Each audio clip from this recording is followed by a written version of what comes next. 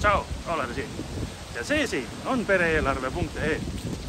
Pereeelarve.ee on ühine online eelarve pidamise platvorm, kus nii teie kui ka teie elukaaslane saate koos oma perekonna eelarvel silma peal hoida.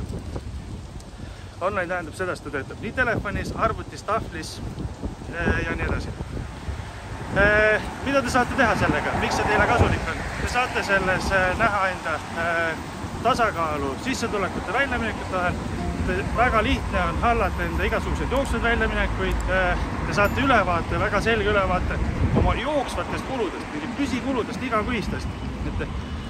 See on täitsa uskumatu, mis ma olen vahepeal teada saanud, kui paljudele inimestele, kaasa arvatud ka meie enda jaoks, kui suured on inimeste jooksvad püsikulud.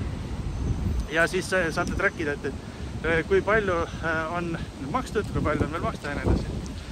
Planeerimised, kui palju olete planeerinud erinevaid tegevusi ja siis kuhu maale te olete jõudnud oma seda progressiga sinna eesmärgi täitmise poole.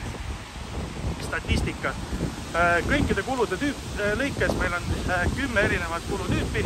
Iga selle lõikes saate siis statistikat, et kus maal, kui palju on erinevaid kulutusi tehtud ja teavitused. Te saate teavitused, kui näiteks mingisugune kulunorm hakkab jõudma teie poolt seatud selle teavituspiirini.